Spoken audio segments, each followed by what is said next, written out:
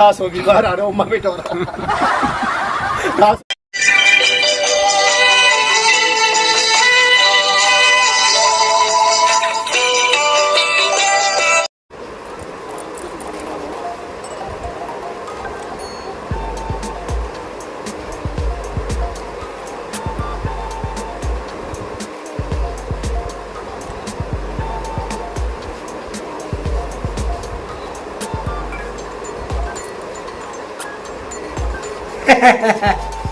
नोंथांमोना साननो हागौ आं मानि थाखाय पाउडार फुनदों नङासै आं बुंलांगोन बेनि सोमोन्दै दा जायफोर गोदान नागिरो बिथांमोन जाहाथे आंनि चेनेलखौ नायनानै मोजां मोनोब्ला आंनि भिडिअफोरखौ साबस्क्राइब खालायनो हो कमेन्ट खालाय शेयार खालाय लङाजों ब्लग इउटुब चेनेलखौ दा आंनि पाउडार फुननायनि जाहोना बेनो आं फरेनार जानो गोसो दंमोन फरेनार साहिबफोर बायदि जानो गोसो दंमोन आंबो फरेनार जायोब्ला खायफा सनमान मोनो मान मोनो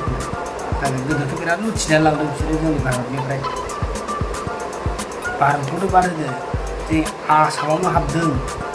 आसामाव हाबनानै बेसेबां थाखा लुथिनानै लादों बिसोरो गिदिर गिदिर साल दंफां हास'नानै लड होनानै जाहाजजों लाना थांदों बिसोरो गोदोहाय बिराद बेनि थाखायनो गोरिब थेवब्लाबो दस्रा साउथआवबो लुथिनानै थांनायनि जायगा बहायबा बेंगलफ्रावबो लुथिनानै मालाय बिस्रा गोदोनिफ्राय जुथि दं बेंगलफोरा बेखायनो डेभेलपआ बिसोरना दाबो डेभेलपआव दङ वेस्ट बेंगलावहाय जोंनि नर्थ इस्टआवसो आसामनिफ्राय लाना हरै 8था स्टेटआवसो एसे गोरिबफोरबायदि जानानै दं दा गोरिबथ' होनथाव जाला मानो होनबा जाय रायजो सालायो स्टेट सालायो बिसोर पावार दं बिसोर हायो डेभेलप खालामनो फेक्ट्रि खुलिनो हायो बायदिसिना माने हान्था मेलाखौबो एसे मोजां रोखोम खालामोब्ला मोजां जायो आरो जोंना भिडिअखौ नायलांबानो बुजियो नोंथांमोना थामिलाव नुखाबाय खोमा नोंथांमोना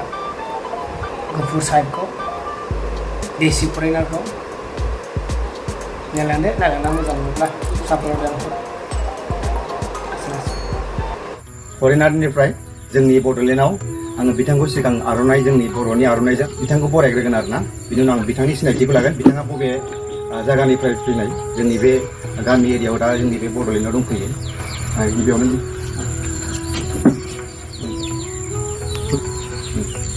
बिथाङाथ' फरेनारसो नालाय बेनिफ्राय दा आङो बिथांजों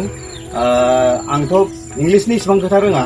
अब्लाबो आं बिथांजों रायलायनायगोन आरो आं जाखायो इंलिसावथ' आं इसेबां रोंखाया आरोना नायनायसै बिथांजों बेसेबां आङो इंलिसनि सोंनाय फिननाय खालामनो हायो नोंथांमोना नायलांबाय थाबानो जाबाय video What is your name? बसुमतारिसो आं माने बिथांखौ माबा सानदोंमोन फरेनारनिसो सानदोंमोन जेमेन्ट' बसुमतारि बिथांनि नामा दा बिथांनि डिटेल्सखौ आं गासिबो नोंथांमोननो होनो थांगासिनो दङ दा बर'नि मोजां रोंगौ दा नों रायलायनो हायो फुरा हाजोबो बर'नि दायो नोंनि गुबै सिनायथिखौ आंनि फल'वार्सफोरनो खिन्थाहरलाय नों बबे जायगायाव थायो खिन्थाहर दे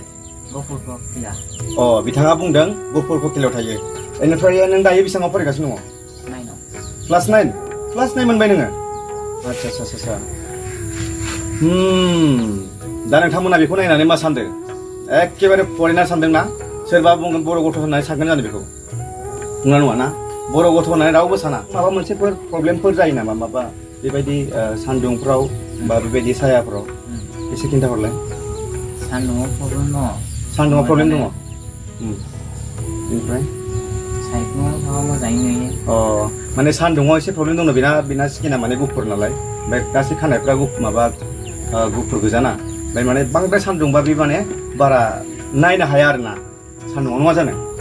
सान्दुङाव एसे प्रब्लेम दङ ओमफ्राय बेबायदि हर आरो बेबायदि नर्मेल बा अखा दोमैलु बेबायदि नर्मेल बा नो प्रब्लेम गासिबो जाजोबो आरोना जेबो प्रब्लेम गैया आरोना बा दा नों क्लास 9आव फरायगासिनो दङ ओमफ्राय नोंसोरनि मामिया बहानि नों मिथियो नामा मामिया बबे जायगानि गुफुर एंखोरबारिनि आरोना ओमफ्राय पापाया आच्छा बापाया जाहैबाय वेस्ट बेंगलनिनो आरो बिमाया गुफुर एंखोरबारिनि होमबा माने पापानि नामा सपन सपन सरकार बाबानि नामा ओमफ्राय बिमाना जुनुब बसुमतारी बर' जायगायाव थागोन नालाय बिमानि टाइटेलखौ लाबाय आरो ओंखायनो आं बिथांखौ नामा मा होनदोंमोन सिगां नामखौ बावबाय जेमन्त बसुमतारी बियो लिरबाय आरो थारमाने बिफायाथ' हजोंहाय थांखाला नालाय गासिबो माने बेयावनो बर' हिन्जाव लानानै बेनिफ्राय दा बेयावनो रायजो जाबाय ओजोंहाय थांनायनि जेबो प्लेनिं गैला बेयावनो बिसोर बावनो थैजासिम थासिगोन आरो दा एसेखिनियानो बिथांनि सिनायथिया बिथाङा जाहैबाय जोंनि गहपुर केला होननाय जायगायाव थायो आरो बिश्वनाथ डिस्ट्रिक्टनि सिङाव बेयो नोंथांमोना मिथिखागोन गहपुर होनबाथ' मिथिखायो गासिबो नङा होमबा ना दा बिथांजों जुदि माब्लाबाफोर लोगो हमनोब्ला सोरबा लोगो हमनो गोसो दङब्ला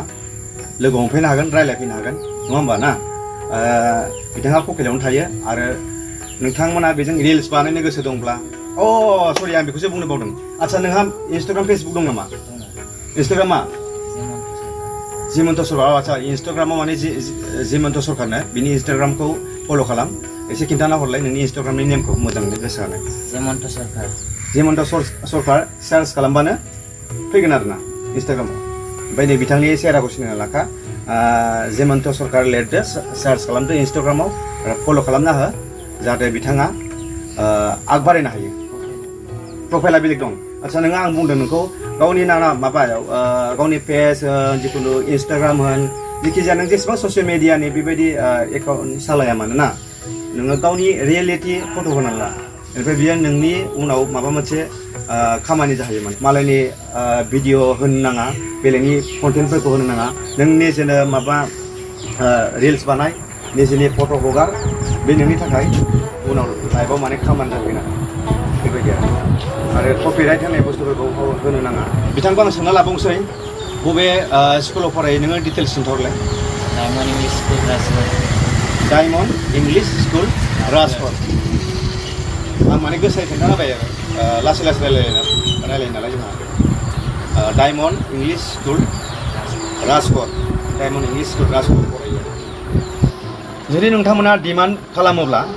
जुदि कमेन्ट्स खालामनानै बुङोब्ला बिथांनि बिमा बिफाखौ नायनो गोसो दंब्ला आं खिन्थिगोन आङो नोंथांमोननो नेक्स्ट भिडिअ खिन्थिगोन बिदिब्ला नोंथांमोना कमेन्ट्स खालाम जुदि नायनो गोसो दङब्ला अब्ला आं नोंथांमोननि सिगाङाव भिडिअखौ लाबोनाय जागोन दायो आं सोंना लाबावनाय बिथाङा मा जानो खायद' जानो मोजां मोनो जोंनि जेनेबा आं माबाखौ नागिरदों फास्ट फुडनिखौ नागिरदों आं फास्ट फुडनिखौ सोङा जेनेबा न'आव मा ओंख्रिखौ बियो पसन्द जायो बेखौ सोंगोन आं फास्ट फुडआवथ' बयबो दानि गथ'फ्रा फास्ट फुडखौथ' मोजां मोनखायोना चाइनिसखौ मोजां मोनो दानि गथ'फ्रा दा आंनि सोंनाया जाहैबाय न'आव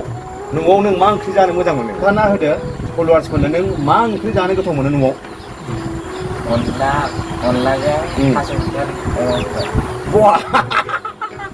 अनला ओंख्रि बर' नालाय माने अनला ओंख्रिखौ जानो मोजां मोनो बर'नि थि दंथ' बिथाङा फरेनार बायदि जाबालाय मा जानो फरेनार बायदि जोनोम जाबालाय मा जानो अनला ओंख्रिखौ जानो मोजां मोनो आरो नैबे दा भाइरेल जाबाय थानाया थास' बिबार आरो अमा बेदर थास' बिबार आरो अमा बेदर नाय माबायदि होनदों बिराद गोथाव ओरैनो ना भाइरेल जाया बेफोर बुस्थुआ नङा होमबा जानोनो गोथावखाबा माबायदि आरो बेनो आरो गासैबो नोंथांमोना जास्ट ओरैनो एन्टारटेनमेन्ट खालामदों आरो ना बेनिफ्राय आं बेखौनो बुंबाय दायो आङो नेक्स्टआव आं नोंथांमोननि सिगाङाव भिडिअ लाफिनबावगोन नोंथांमोना जुदि डिमान्ड खालामबावोब्ला अके बिदिब्ला दिनैनि भिडिअखौ बेखिनियावनो फोजोबबाय बाय बाय खनसे नमस्कार